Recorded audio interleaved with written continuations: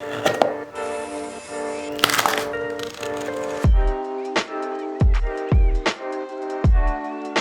I'm cutting apart the Archibald London white sneakers to see what happens when a company elicits the help of a forum to design their sneakers. And this video is sponsored by Archibald London, and there is a 10% discount available, but if I explained it now, it would make no sense. So it's at the end of the video. After I explain everything, it's just easier to explain it after you've heard the whole story. And instead of just cutting these shoes in half and review them, I really wanted to kind of give you the full story behind it, because it's a pretty interesting story. There's a lot of ups, there's a lot of downs, there's a lot of happy people, there's a lot of upset people, and the story behind this shoe and the forum is really what makes this shoe unique. So to really put what Archibald London did in context, I gotta kind of explain how most companies design and test and release their products. So the way most companies design a pair of shoes is they'll design the shoe, go through a couple iterations, test them internally, and then send them out to a small test group, get some feedback, finalize the design, put it on sale, and let the masses buy the product. But the way Archibald London did it is they went straight to the consumer, and not just the consumers, but some of the most avid and knowledgeable consumers out there, forum members, to get their input and have their help in designing the shoe that they want, instead of trying to guess what the consumer wants and hoping that it sells. And so what I did is I went to the StyleForum, which is the forum that they had help design the shoes, and I read all 1,800 posts and all 140 or something pages of posts to get a full understanding of what went on, how it went right, and how it went wrong, so that I can give you guys a more condensed version so you don't have to spend 4 hours reading lots and lots of posts. So in August of 2019, Archibald London posted to the StyleForum and told the community that they were planning on making, in their words, the ultimate classic Italian sneaker, and they wanted their help designing them. So what they did is they made a survey that the community could fill out and give their feedback on what they liked about other shoes, what they wanted improved, what colors they wanted, what leathers they wanted, what soles they wanted. Every aspect of the shoe was up for debate. So after reviewing the data and kind of going through what people liked and disliked about other shoes, like the common projects, the three main things that stood out to me after reading through everything was, the first one was that they didn't like how narrow and flat the toe of the common projects was. They wanted something with a little bit more room that's a little more comfortable. The next one was they wanted an Italian veg tan leather instead of the chrome tan leather that most other sneakers have. The third one is they wanted the shoes to be as handmade as possible. They wanted that really bespoke Italian handmade touch to it. Instead of having them made in a factory in Italy and claiming they're handmade, they really wanted these to be as handmade as possible. So next they had some samples made, posted some pictures to the forum, and the feedback was mostly positive. Everyone seemed to really like them. They liked the silhouette, they liked the materials chosen, and everything looked like it was going well, and they're well on their way to making a really great sneaker. But then a little thing called coronavirus hit. And if you remember, one of the big epicenters was in Italy. So that threw a huge monkey wrench in the whole process of this. And fortunately, because they decided to do it as handmade as possible, they worked with a designer in a small shop who happened to live in the apartment above his shop. So the designer was able to continue designing and producing the prototypes while the coronavirus lockdown was going on. And even though the coronavirus was ravaging Italy and the rest of the world, they still were able to finalize the design and take orders for the shoes. And in early July, they got their first shipment of the shoes at Archibald London HQ, and there's some really great photos of these green boxes literally just lining their walls, which was really cool to see. And so they started shipping out the shoes. But it soon became clear they didn't quite get out of the coronavirus unscathed. And as people started to receive their shoes, posts started rolling in of positive reviews, but also a fair amount of negative reviews. And those negative reviews are mainly centered around two issues. The first one was that the shoes came with some creases in them, and you could see some of the internal workings of the shoe, like the heel stiffener. And the second issue, hilariously named Tongue Gate, was the issue with the tongue near the toe being too small and having a little bit of gap if you had really wide feet, or if you creased them in certain ways. There was a little gap made between where the laces go on the upper and the tongue.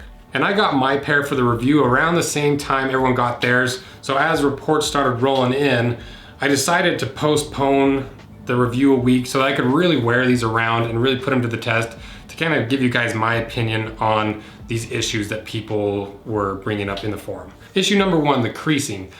So all the photos, except for one, looked like the same amount of creasing you'd see in a pair of shoes after you wore them for 10 minutes. So for me, it's not that big of a deal, but I do understand where people are coming from when they buy a brand new product that they want it to look brand new, and especially in the sneakerhead world, creases are a big no-no. And this is kind of where the double-edged sword of working with the StyleForum kind of comes into play, because forums are notoriously hard and nitpicky with a lot of things. So to me, the creases were a little bit nitpicky and honestly not that big of a deal, because literally after you wear them the first day, they're gonna be all creased up anyway. So not a big deal to me. So issue number 2, tongue gate. And Archibald London completely owned up to this flaw and this mistake, and they've already taken steps to fix it.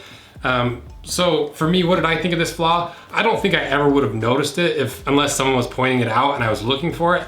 But I also have relatively narrow feet, and some of the people who had wide feet on the forum, it looked like it was a pretty obvious flaw. And does it affect the structural integrity of the shoe? Not necessarily, but it would be kind of annoying if you bought these and you had a gap near your toe. And as soon as this flaw was raised, Archibald London immediately owned up to it and issued a statement kind of explaining what happened and why it happened. And they said basically they think they would have caught the flaw and they would have fixed it sooner, but because of the coronavirus, they weren't able to be in Italy during the production and oversee it and catch all these little teeny flaws. And this is an example of where working so intimately with the StyleForum kind of came in handy, because instead of ordering 10,000 of these to be mass produced and then later realizing there was this flaw and having to recall a bunch of things and give a bunch of refunds, they caught it fairly early because of how great forums are at being nitpicky in a positive way and their attention to detail and how honest they are. So now we've kind of been through the ups and the downs of the forum and what they thought and kind of the drama behind it all. Let's cut them in half and see what's on the inside and see how they compare to the competition.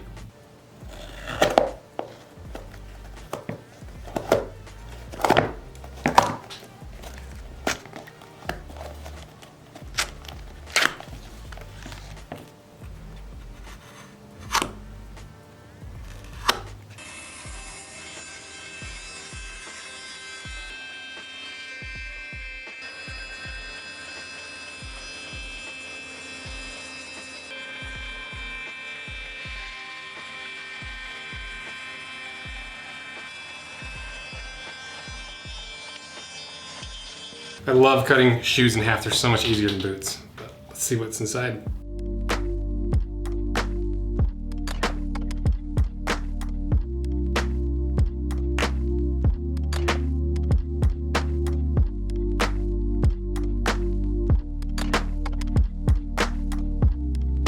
So first thing I noticed right off the bat was when I was cutting out of the bandsaw, I didn't cut through a steel shank. And all of the other Margam outsoled shoes that we've cut apart have all had a steel shank. And I still am not convinced one way or the other if they need a steel shank. So I'll reach out to Archibald London and ask for them to comment on why they didn't put a steel shank in, just to get us some more information on the whole steel shank debate. So now let's go through the layers, starting with the outsole, working our way up. Margam outsole, next is compressed cardboard, then a layer of the fiberboard insole, then to the insert, which is foam topped with leather. And we go to the liner leather, which is a heavily pigmented tan leather. Then to the counter, we got a compressed leather counter similar to the common projects. And then to the upper leather. So when I first got this shoe, I assumed it was a chrome tan leather because I could see a little bit of the bluing on the inside. And as far as I know, the bluing comes from the chromium salts, which is chrome tan. And if you want a further, a better explanation of the difference between vegetable tan leather and chrome tan leather, check out my last video of the NYX vegetable tan leather boots. I go through a lot more detail and explain why I love veg tan and some of the superior traits to it, so I reached out to him and I asked him, I was like, are you sure this is a vegetable tan leather? Because I see bluing on the inside. And he reassured me that it was. So next, we need to tear the guts out of this thing so that we can see if there's anything else hiding in here and just kind of break it all down.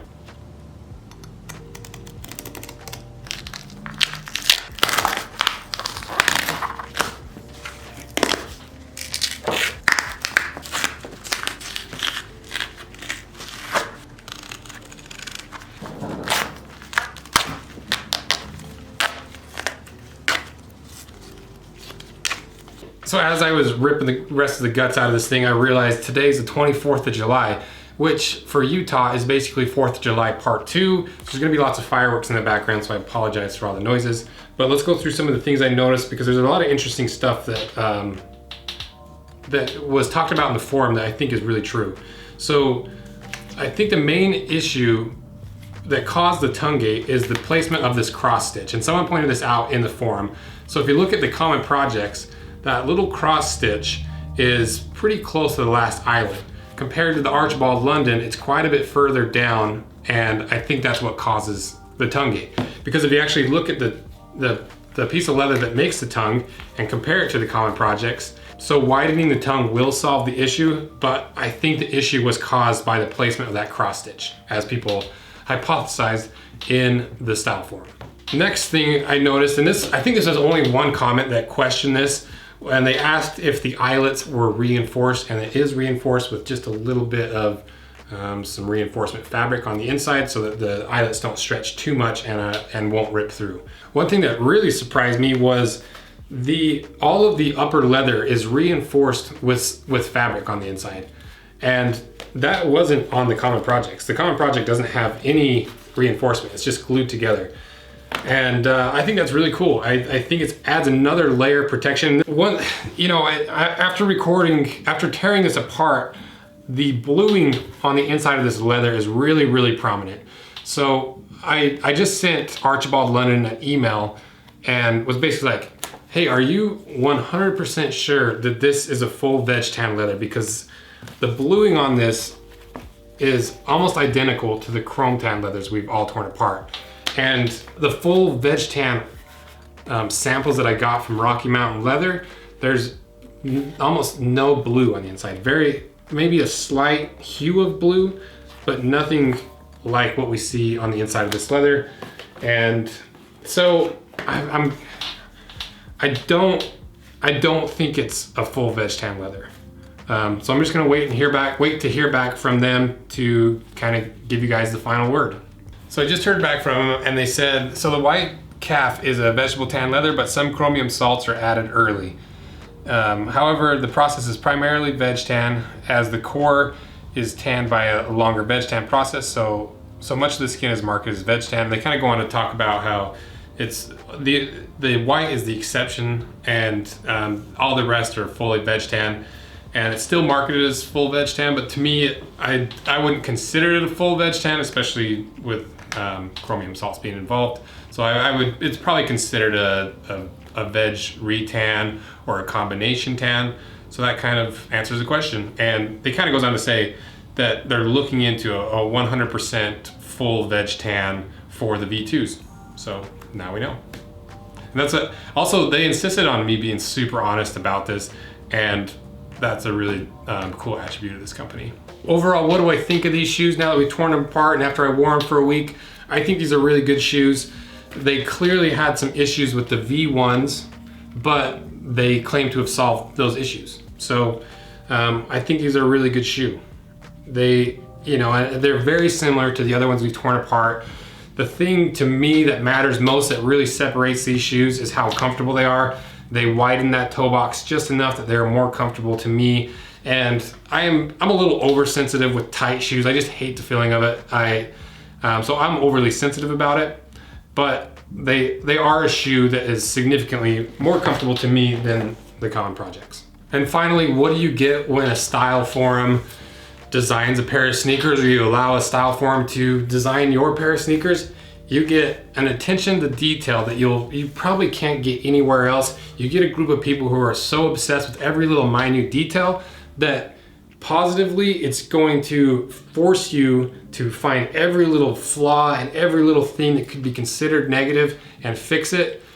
Negatively, you're dealing with a group of people who might point out something that might not be a flaw in most people's opinion, but it gets brought up and it could sway people away from a certain project or a product.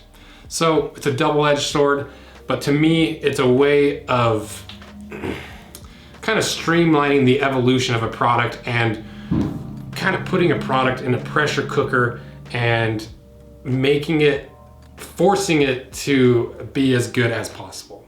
And that's why I wanted to do this video, and that's why this company really intrigued me, because it's a really unique process and I think they're worth considering.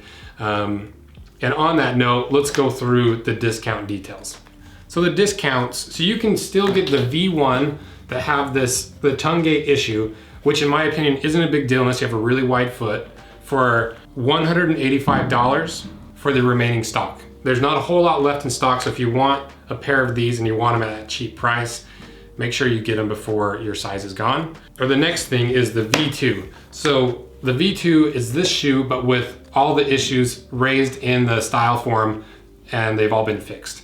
So for the V2s, the price is $240 and are available for pre-order, and delivery is expected in November. But through this video, you can get the 10% off with the code ROSEANVIL10. So if you want the new and improved and updated version of these, use that code. Support this small company because they're really cool guys and they're obsessed with every little detail, and it's really cool to be a part of something like this and be a part of that community. So consider it if you like these shoes. And thanks for everything you guys do. And the resole video is coming up soon. I got the soles in right here, and I've got